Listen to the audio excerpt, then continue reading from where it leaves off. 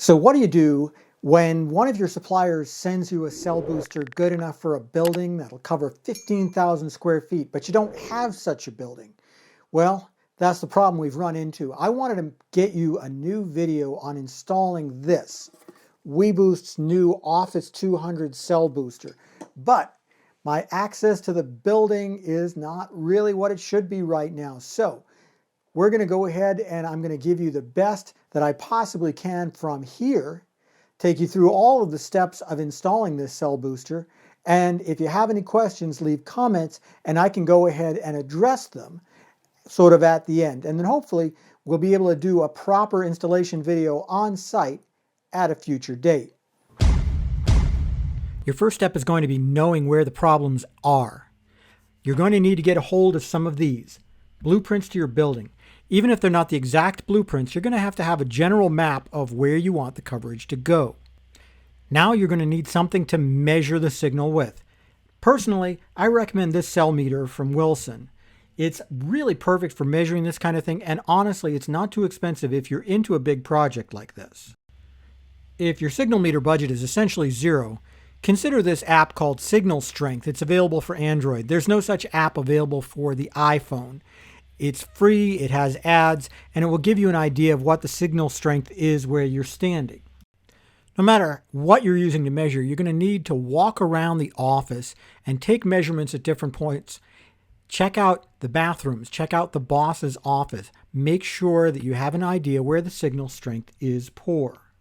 The next step is to walk the roof and try to find a place to put the outdoor antenna. You're going to want to try to find a place where the signal is nice and strong. And once you figure out where the outdoor antenna can go, you're going to need to figure out where the indoor antenna goes. Placement of these two antennas is key, and separation is the most important part. In order for the system to work right, you need to make sure that the outdoor antenna is at least 25 feet up or 60 feet across from where the indoor antenna is going to go. Figure out where the problem spots are inside. That's where your indoor antenna is going to go. And then try to figure out where you can put up your outdoor antenna. Now I'm going to show you how to assemble the indoor antenna. The indoor antenna looks a little funny, I'll grant you, but it's designed so that only this part actually shows through the ceiling. This part is hidden in either the suspended ceiling or up in an attic. I'm going to show you how to install this in a ceiling tile. I don't happen to have a ceiling tile, but I do have a piece of high density foam that's going to be just like a ceiling tile. If you want to install it in a drywalled ceiling, you would use a slightly different technique that you can find in the manual, but most of what I'm saying is actually going to still make sense. You want to make sure that whatever you do, whenever you're installing this antenna, whether it's completely free or in a drywall ceiling or a suspended ceiling, that the weight is on this section here and not on the cable. You don't want to make sure this thing is hanging by the cable. It's just not designed for it. You'll see that you have these two clear plastic pieces. One is the collar that fits inside the suspended ceiling tile, and the other actually goes on the antenna. You really can't tell in this picture, but this piece is labeled this side up, and you notice that it's not completely round on the inside. There's two flat spots. That's going to be important later. This is the piece of foam that's going to serve as my pretend ceiling tile. Now the instructions will tell you to put a 3-inch hole in it with a couple of tabs. Here's a much better way. Take the plastic collar and trace around the inside of it.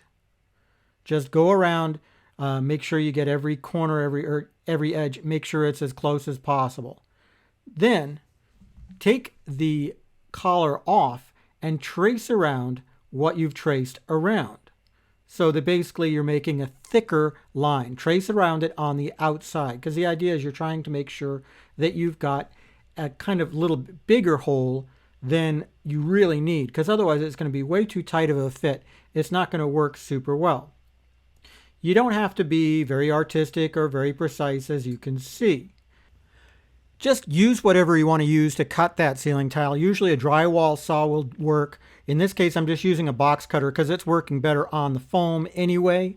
And cut around the outside. Be a little bit generous. Don't cut into the inside of what you traced. The idea is to make the hole a little bit bigger than you need it. Now with the hole punched out, take this plastic collar, fold in these little ears a little bit and push them down so that they stay in. Because what you want to do is take this entire collar and put it through the ceiling tile. This is all going to be a lot easier if you decide to take the ceiling tile out, but you can do it on site if you need to. Now swing those little ears on out. Take the entire thing, and on the other side of the ceiling tile, tighten up these screws until those ears pinch the ceiling tile in place, but don't over tighten. Now take the antenna itself, unscrew this nut. It'll unscrew by hand very easily.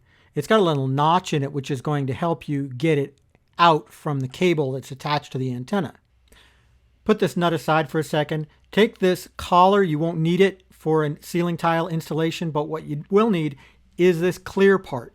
And notice there are 2 flat sides and 2 round sides. You're going to need to rotate it until it fits. Now put the nut back on and tighten it down. Finger tight is just fine here. You don't want to stress any of this plastic. Now feed it through the collar that you put into the ceiling tile. You're going to need to rotate it a little bit, and once you get it positioned, rotate it 1/8 of a turn until it snaps in. Once it snaps in, it's going to be nice and firmly installed. Take the plastic cap off the end and put on the adapter that's going to let it use a typical F connector, and that's all it takes to assemble this antenna. Start by removing the black plastic cap over the antenna terminal. You'll need to twist it in order to get it off, even though it's just plain rubber. Now turn the antenna upside down. Take one of these pieces here, put it over the holes, and feed through one of these hoop-shaped pieces here. Do this with both sets of holes. Now turn the antenna upside down, and on each post put a flat washer, followed by a lock washer, followed by a nut. Don't tighten it up too much because you'll need it nice and loose when you mount it.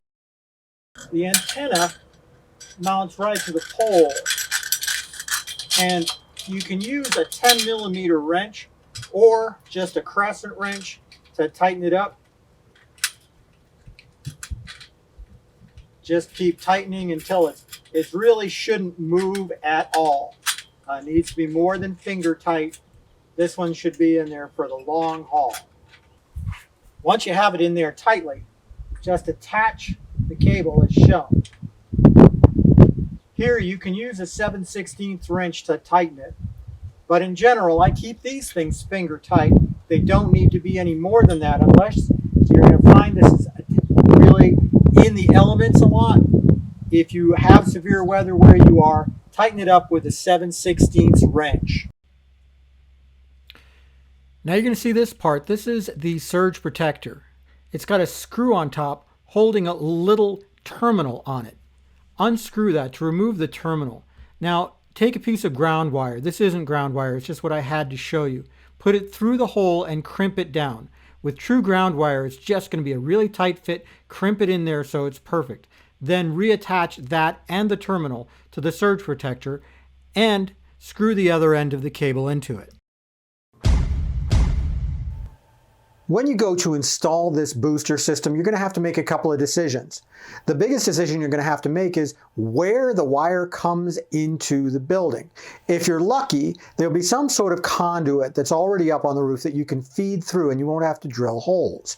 However, if you do want to drill holes, if you have to do it, try to think about what you're doing.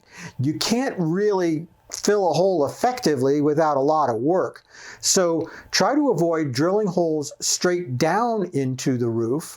Instead, try to drill them over an eave so that there's some sort of, shelter from the elements that wind, rain, snow isn't going to get in there. The other thing that you're going to need to know is that a traditional cable bushing is not going to work with this RG11 cable.